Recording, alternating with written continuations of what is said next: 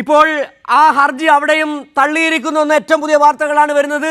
Single ബെഞ്ചും രഞ്ജിനിയുടെ ഹർജി തള്ളിയിരിക്കുന്നു.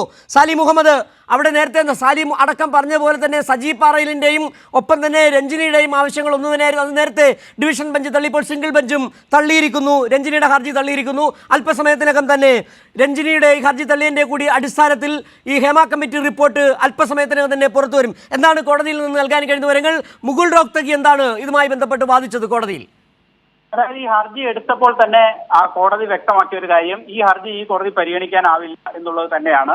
കാരണം കോടതി ഇതേ പ്രയർ കോടതി പരിഗണിച്ചതാണ് എന്നാണ് കോടതി പറഞ്ഞത്. കൂടുതൽ വാദങ്ങളിലേക്കൊന്നും കടന്നില്ല. ഇത് തള്ളിയിരിക്കുന്നു എന്ന് ഒറ്റ വാക്കിൽ കോടതി നടപടിക്രമങ്ങൾ അവസാനിപ്പിച്ചു. അതായത് രഞ്ജിന് നൽകിയ അപ്പീൽ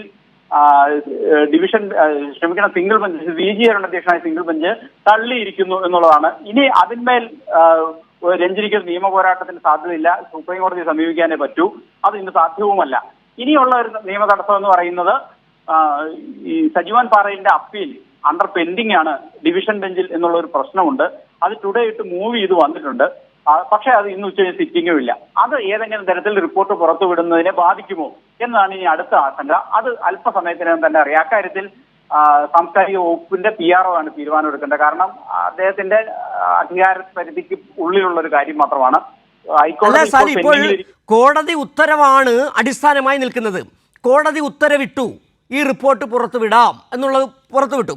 പിന്നീടാണ് രഞ്ജിനി കോടതിയെ സമീപിക്കുന്നത്. പക്ഷേ അടിസ്ഥാനപരമായി കോടതിയുടെ ഉത്തരവ് നിലനിൽക്കുകയാണ്. സർക്കാരിന് മുന്നിൽ മറ്റ് വെല്ലുവിളികളില്ല, തടസ്സങ്ങളില്ല. ഈ പ്രയർ, അതായത് സജി പാറയിലിൻ്റെ ആവശ്യം, സമാനമായ ആവശ്യം തന്നെയാണ് രഞ്ജിനിയും സമർപ്പിച്ചത്. അത് തള്ളിക്കഴിഞ്ഞു എന്ന് പറഞ്ഞാൽ സർക്കാരിന് മുന്നിൽ കടമ്പകളില്ല എന്ന് തന്നെ നമുക്ക് മനസ്സിലാക്കിക്കൂടെ? സർക്കാരിന് മുമ്പിലോ സാംസ്കാരിക വകുപ്പിന് മുന്നിലോ ഇനി നേരിട്ട് ഏതെങ്കിലും ഉത്തരവിന്റെ പ്രശ്നമില്ല. കാരണം അത് സിംഗിൾ ബെഞ്ച് തള്ളി, ഡിവിഷൻ ബെഞ്ച് ശരിവെച്ചു. രഞ്ജിനിയോട് സിംഗിൾ ബെഞ്ചിൽ പോകാൻ പറഞ്ഞു, അത് സിംഗിൾ ബെഞ്ച് അനുവദിച്ചില്ല, അതും തള്ളി. പക്ഷെ ഒരു ടെക്നിക്കൽ ഇഷ്യൂ നിലനിൽക്കുന്നത് ഈ സജിമോൻ പാറയിലിന്റെ ഹർജി ടുഡേ ഇട്ട് മൂവ് ചെയ്ത് വന്നിട്ടുണ്ട് ഡിവിഷൻ ബെഞ്ചിൽ എന്നുള്ളതാണ്. ആ അപ്പീൽ പരിഗണിക്കുന്നതുവരെ കീഴ്വഴക്കമനുസരിച്ച് കാത്തു നിൽക്കേണ്ടതാണ്. അതല്ല, അങ്ങനെയാണെങ്കിൽ പുറത്തു വിടരുത്, അല്ലെങ്കിൽ അതിന് കോടതി സർക്കാരിനോട് നിർദ്ദേശിക്കുന്ന ഒരു അവസ്ഥയില്ലേ?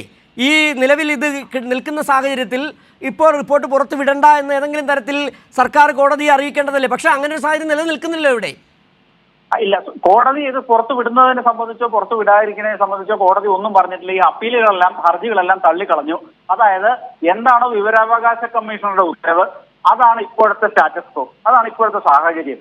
അതിനനുസരിച്ച് സർക്കാരിന് തീരുമാനമെടുക്കാം. പക്ഷേ ഒരു കീഴ്വഴക്കമുള്ളത്, ഒരു അപ്പീൽ കോടതിയുടെ മുമ്പാകെ വന്ന് അത് അണ്ടർ പെൻഡിംഗ് ആണെങ്കിൽ ആ അപ്പീലിൽ ആ അപ്പലറ്റ് കോടതിയുടെ ഫൈനൽ ഡിസിഷൻ വരുന്നതുവരെ വെയിറ്റ് ചെയ്യുക എന്നൊരു കീഴ്വഴക്കം സാധാരണ ഉണ്ടാവാറുണ്ട്. അത് പ്രതികളെ അറസ്റ്റ് ചെയ്യുന്ന കാര്യത്തിലാണെങ്കിലും ഒക്കെ ഉണ്ടാവാറുണ്ട്.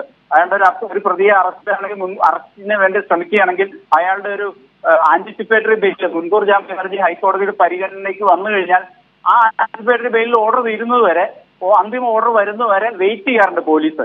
അതൊരു കീഴ്വഴക്കമാണ്. പക്ഷെ അതൊരു ഭരണഘടനാപരമായ, അത് ശരിയാണ് സാലി. കൃത്യമായി അത്തരത്തിൽ ഇപ്പോൾ ഒരു ഡിവിഷൻ ബെഞ്ച് ഇന്ന് പരിഗണിക്കാൻ വേണ്ടി ആ അപ്പീല് പരിഗണിക്കുകയാണെങ്കിൽ സാലി പറഞ്ഞതുപോലെ തന്നെയാണ്, മുൻകൂർ ആൻറ്റിസിപ്പേറ്ററി ബെയിലിൻ്റെ ഒരു സാഹചര്യം തന്നെ. പിന്നീട് അറസ്റ്റ് അടക്കമുള്ള നടപടികളിലേക്ക് നീങ്ങുകയും ചെയ്യില്ല. അത് ഈ ഒരു കീഴ്വഴക്കമാണ്. പക്ഷേ സാങ്കേതികപരമായി, നിയമപരമായി അത് അങ്ങനെ ആകണമെന്നില്ല. അതല്ല ശരിയായ മാർഗം. ഇവിടെ കോടതി നേരത്തെ തന്നെ ഉത്തരവിട്ട് കഴിഞ്ഞു. ഈ റിപ്പോർട്ട് സർക്കാരിന് തീരുമാനിക്കാൻ പുറത്തുവിടാം. സർക്കാർ തീരുമാനിച്ചു. അതിൻ്റെ അതോറിറ്റി എന്ന് പറയുന്നത് വിവരാവകാശ കമ്മീഷണറാണ്. വിവരാവകാശ കമ്മീഷണർ ബന്ധപ്പെട്ട കക്ഷികളെ വിളിച്ചു വരുത്തുകയും ചെയ്തു. 2:30 നിങ്ങൾക്ക് പകർപ്പ് നൽകാമെന്നുള്ളത്. അവിടെ അതിൻ്റെ അർത്ഥം ഇനി നിയമപരമായ സർക്കാരിന് മുന്നിൽ തടസ്സങ്ങളില്ല. കാരണം കോടതിയുടെ വാക്കാലോ രേഖാമൂലമുള്ള മറ്റൊരു നിർദ്ദേശം ഇതുവരെ ഇത് പുറത്തുവിടാതിരിക്കാൻ സർക്കാർ ലഭിച്ചിട്ടുമില്ല. 2:30 അതുകൊണ്ട് തന്നെ നിലവിലുള്ള സാഹചര്യത്തിൽ നമുക്ക് മനസ്സിലാക്കിയെടുക്കാൻ കഴിയുന്നത് ഈ റിപ്പോർട്ട് പുറത്തുവിടാൻ കഴിയുമെന്ന് തന്നെയാണ്.